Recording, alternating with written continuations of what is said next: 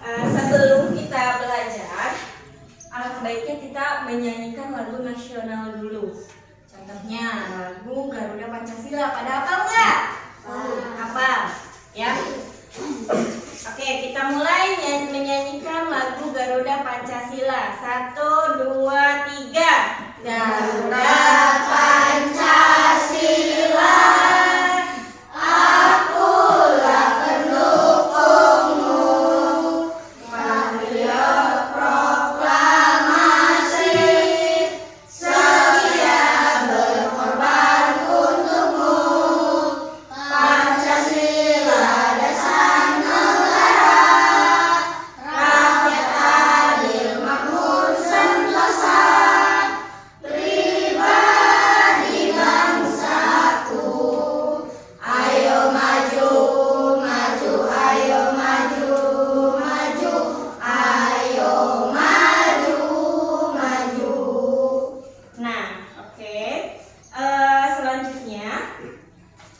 Coba buka buku tentang organ gerak manusia dan hewan.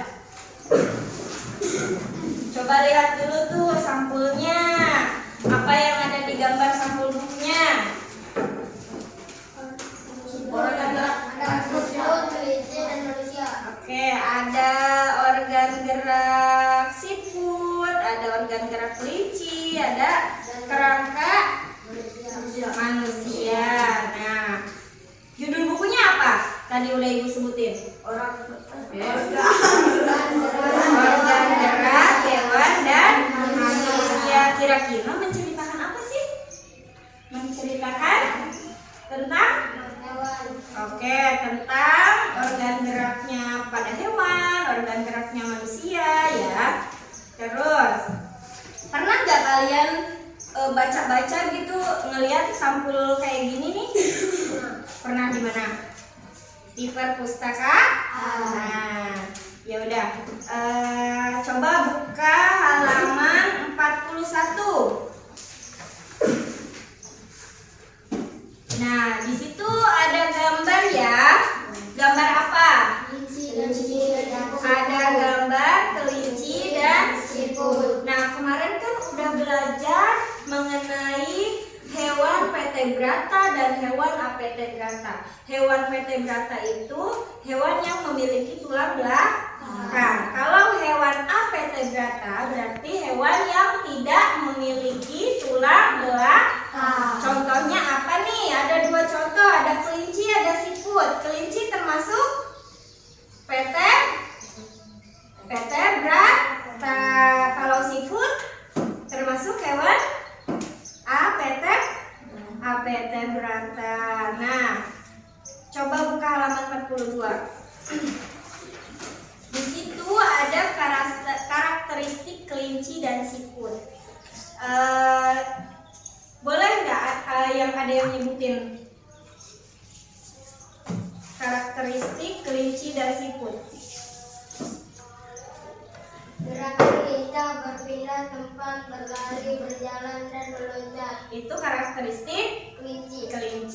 Selanjutnya, siput, gerakan lambat, berpindah tempat, menyerap.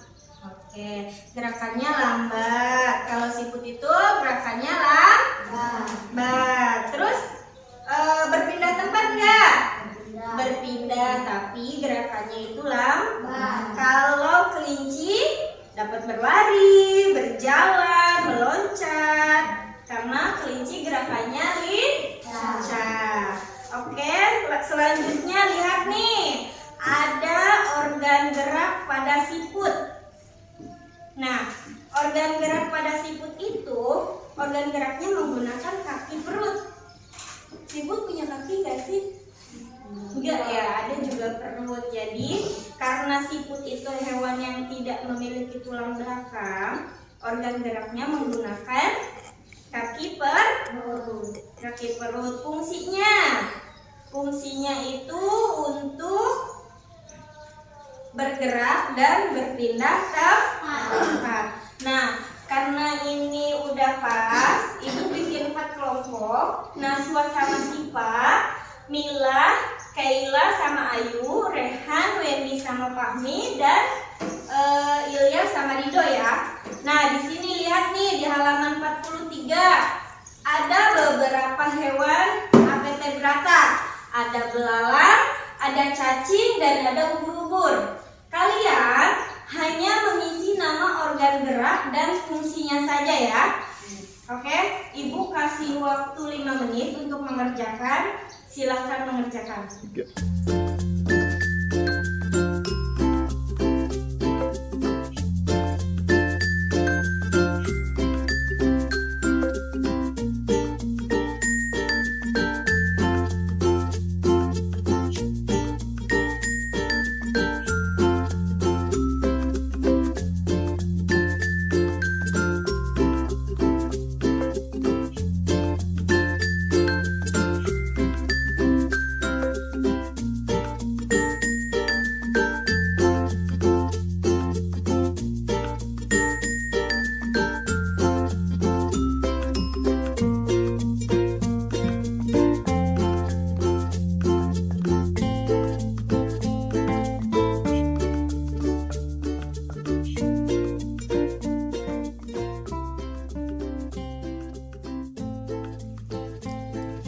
Selanjutnya kita buka halaman 44. Nah, di situ ada cerita tentang siput bukanlah hewan lemah. Nah, Ibu mau minta beberapa orang untuk membaca. Coba dari Rehan. Siput menurut sebagian orang dianggap sebagai hewan yang lazim dan membangkang karena gerakannya yang lambat. Tidak jarang orang membandingkannya dengan kelinci. Siput juga dianggap menjijikkan karena tubuhnya yang penuh lendir. Sebenarnya siput memiliki kelebihan dan keistimewaan. Siput ini merupakan karuniaan Tuhan yang tidak dimiliki oleh hewan-hewan lain. Apa saja kelebihan dan keistimewaan tersebut? Oke, dilanjut oleh Kaila. Siput merupakan hewan yang berjasa dalam pengolahan daun-daun. Kenapa berjasa? Karena siput memakan daun-daun dan menjadikannya bagian-bagian yang kecil serpihan sehingga mudah untuk diuraikan oleh bakteri pengurai.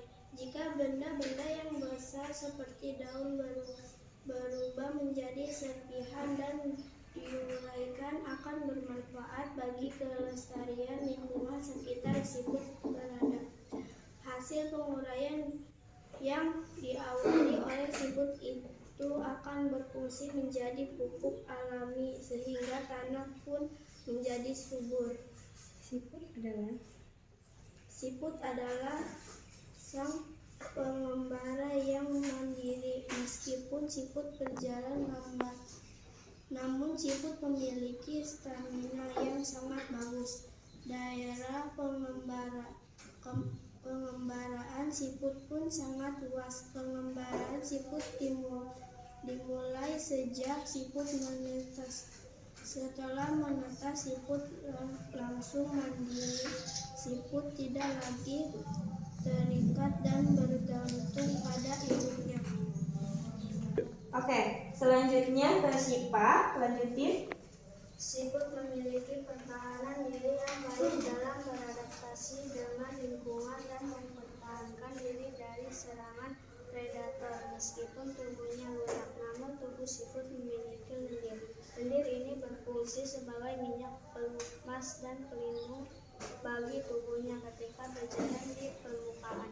Jalan sekasar apapun dan seterjal apapun akan mudah dilalui tanpa tubuhnya terluka.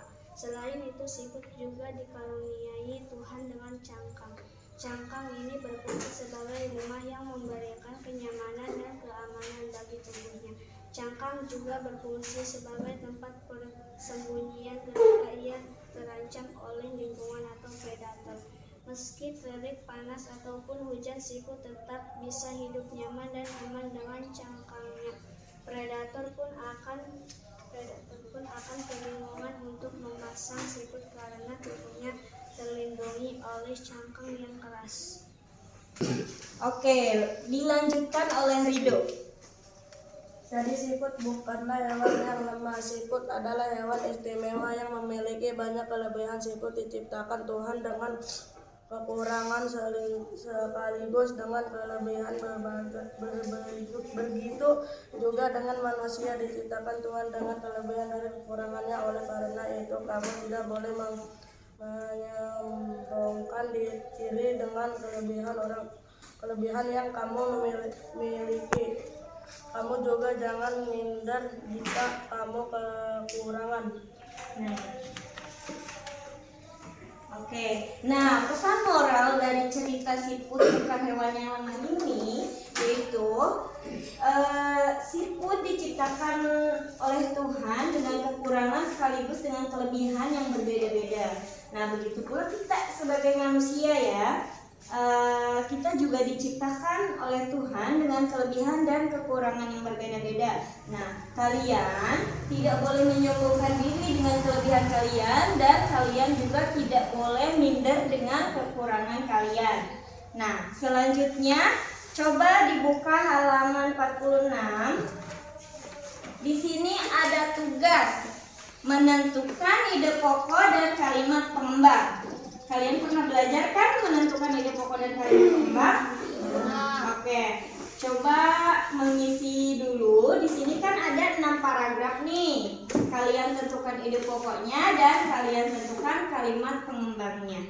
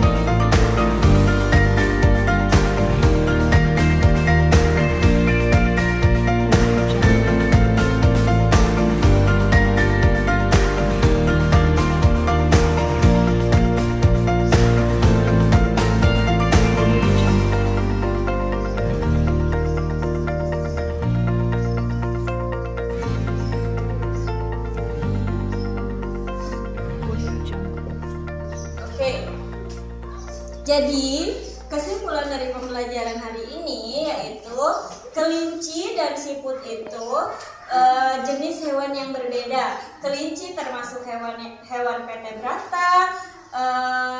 Nama organ geraknya adalah kaki yang berfungsi untuk berjalan, berlari, dan melompat. Dan siput itu termasuk hewan apetebrata. Nama organ geraknya yaitu kaki perut yang berfungsi untuk merayap atau berpindah tempat. Oke, sebelum Ibu mengakhiri pembelajaran, apa ada yang mau ditanyakan lagi nih mengenai pembelajaran tadi yang udah Ibu jelaskan? Oke, Ilyas, apa ya? Selain siput, hewan apa lagi yang termasuk jenis hewan apetebrata? Oke, selain siput, kata Ilyas, hewan apa lagi yang termasuk jenis hewan apetebrata? Ada belalang, ada cacing, dan ada ubur-ubur. Nah, belalang itu tidak memiliki tulang belakang. Cacing juga sama kan, tidak memiliki tulang belakang, dan ubur-ubur pun tidak memiliki tulang belakang. Jadi kalau kalian ingin tahu perbedaan dari hewan vertebrata dan hewan avertebrata itu, coba dilihat dari ininya aja, postur tubuh hewannya. Kalau hewan yang memiliki tulang belakang berarti itu vertebrata, dan kalau hewan yang tidak memiliki tulang belakang berarti itu vertebrata. Oke, ngerti? Ngerti ya? Nah, sebelum kita mengakhiri, kita